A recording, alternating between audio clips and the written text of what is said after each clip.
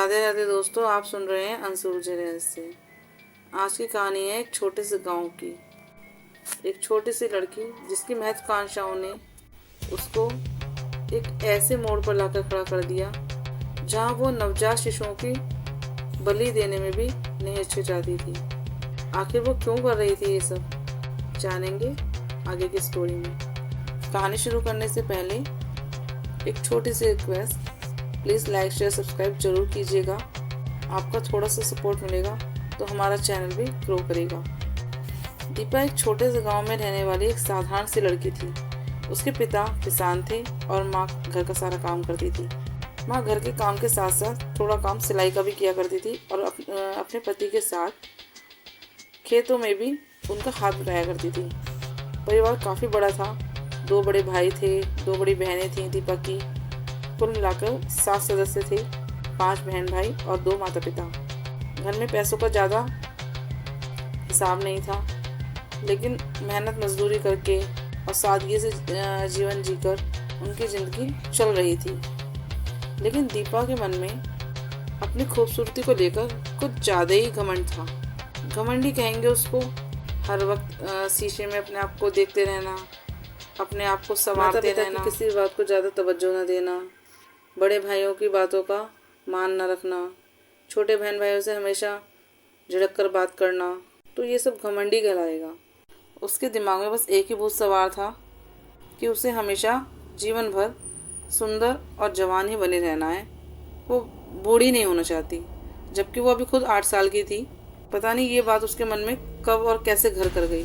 वो सोचती थी कि मैं इन बूढ़ी औरतों की तरह, जैसे ये सफ़ेद बाल इनके हो रहे हैं या ये झुर्रियाँ फैल रही हैं इनके चेहरे पर, मुझे ये सब चीज़ें नहीं होनी चाहिए।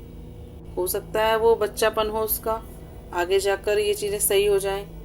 वह अक्सर आईने में खुद को देखकर यही सोचती थी कि काश अगर मैं हमेशा ऐसे ही जवान रह सकूं। धीरे धीरे यह इच्छा उसकी महत्वाकांक्षा बन गई। कुछ साल बीते और वो 15 साल की हो गई। अब वो और भी खूबसूरत दिखने लगी। उसके भाई बड़े हो चुके थे और माँ बाप बूढ़े, और दीपा तो इतनी सुंदर लगने लगी थी कि गांव का बच्चा बच्चा उसे पलट पलट कर देखता था। एक दिन दीपा ने सोचा कि मैं कितनी खूबसूरत लगती हूँ, काश ये मेरी सुंदरता हमेशा के लिए ऐसे ही बरकरार रहे। इसके लिए मुझे कुछ ना कुछ तो करना होगा। ये घरेलू नुस्खे मेरे ज़्यादा दिन काम नहीं आएंगे। तो उसके दिमाग में एक आइडिया आया। गांव के किनारे एक पुरानी झोपड़ी में एक तांत्रिक रहता था। कई बार उसने उसको देखा भी था, लेकिन जब उसको कोई मतलब नहीं था तो उसने उस पर ज़्यादा ध्यान नहीं दिया। लेकिन अब उस तांत्रिक से दीपा को मतलब आन पड़ा था, तो इसलिए दीपा ने उससे मिलने की सोची। रात को जब सब सो गए, दीपा दबे पैर घर से बाहर निकली और उस झोपड़ी में जा पहुंची। जैसे ही उसने दरवाज़ा खोला तो अंदर तांत्रिक आंख बंद करे अपने आसन पर बैठा था। दीपा ने झोपड़ी के अंदर प्रवेश किया। तांत्रिक बोला, मैं जानता था तुम मेरे पास जरूर आओगी। दीपा ने तुरंत बोला, जब जानते थे मैं तुम्हारे पास जरूर आऊंगी तो फिर ये भी जानते होंगे मैं क्यों आई हूँ। तांत्रिक बोला, बहुत होशियार हो लड़की। दीपा हल्के सा मुस्कुराई और बोली, तो फिर बताओ मेरी समस्या का समाधान। तांत्रिक बोला, तुम्हें हर साल एक अमावस्या पर एक नवजात शिशु की बलि देनी होगी और शमशान साधना करनी होगी। दीपा बोली, लेकिन उसके बाद क्या मेरा ये रूप यौवन बरकरार रहेगा?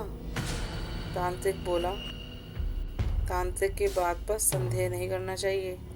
ये तंत्र विद्याएं बिना कुछ दिए नहीं लौटती, लेकिन ये देती है तो लेती भी है। तुम्हें इसे देना होगा नवजात शिशु की बलि। जब तुम नवजात शिशु की बलि दोगी तो उस बच्चे की जीवन शक्ति तुम्हें मिलती रहेगी और तुम्हारी उम्र रुक जाएगी और तुम आजीवन यौवन बनी रहेगी। तुझे कभी बुढ़ापा नहीं आएगा, हमेशा जवान रहेगी। दीपा ने एक पल सोचा और फिर बोली, मुझे वो विद्या सिखा दो। तांत्रिक बोला, बिल्कुल, कल से आ जाना इसी समय।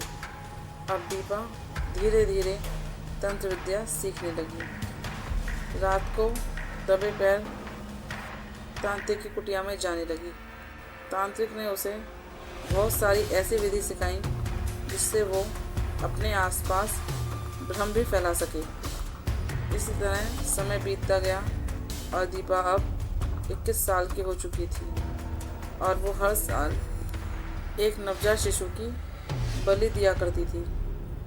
उसके माता पिता बूढ़े होने लगे थे, दोनों भाई जवान हो गए थे, उनकी शादी भी हो चुकी थी और दीपा तो एकदम कमसिन कच्ची कली सी लगने लगी थी, जिसे अगर आप छुएं तो वो मैली हो सकती है।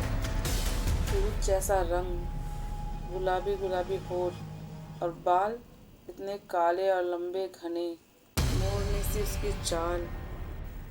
गांव के लड़के उसे चोर नज़र से छुप छुप कर देखते रहा करते और इस बात पे वो इतराती थी। लेकिन किसी को ये नहीं पता था कि उसकी खूबसूरती के पीछे कितना बड़ा काला राज है। कभी कभी उसके माता पिता रात को उसे घर से बाहर निकलते हुए देखते तो उसे टोकते थे, लेकिन दीपा हमेशा उनके आसपास भ्रम फैला देती जिससे वो कुछ नहीं बोल पाते। जब भी भाई की कोई भी संतान होती, दीपा उसकी बलि दे देती और घर वाले ये सोच के रह जाते कि हमारी किस्मत में ही नहीं था, इसलिए तो बच्चा होने के बाद मर गया। और घर वाले अपनी किस्मत समझकर रो लेते, लेकिन अगली सच्चाई कोई नहीं जानता था। दीपा दिनों दिन सुंदर होती जा रही थी।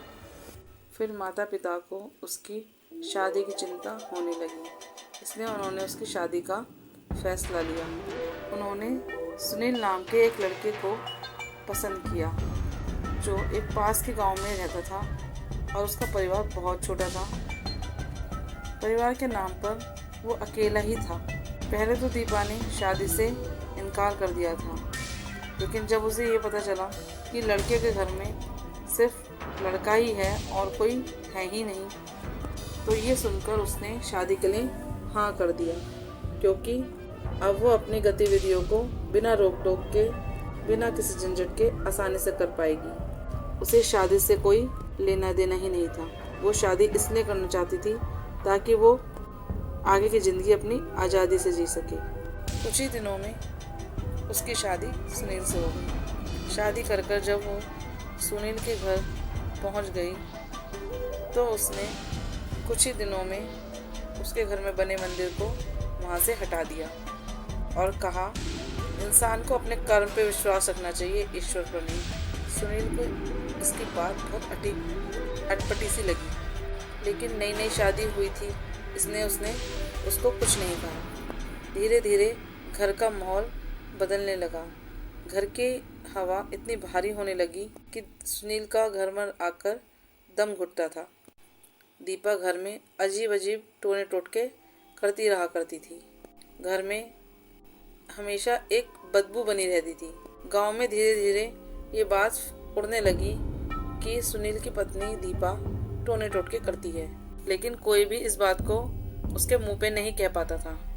सुनील को अपने आसपास अजीब सा भ्रम दिखाई देने लगता था और उसका चेहरा दिनों दिन मुरझाने लगा था, जबकि दीपा और भी ज़्यादा चमकने लगी थी। गांव के लोग इस वजह से भी परेशान थे कि जब से सुनील की शादी हुई है और ये मनहूस दीपा इस गांव में आई है, तब से हमारे गांव के नवजात शिशु रहस्यमयी तरह से मर जाते हैं। सबको यही शक था कि इसमें जरूर दीपा का कोई लेना देना है। एक दिन काम से लौटते समय सुनील मंदिर के सामने से गुजर रहा था। तभी मंदिर के पंडित जी ने उसे टोका और रोक लिया। बेटा, पहले तुम रोज मंदिर आते थे, अब तो कई महीनों से नहीं देखा तुम्हें। सुनील की आंखों में आंसू आ गए। उसने सारी बातें पंडित जी को बता दी।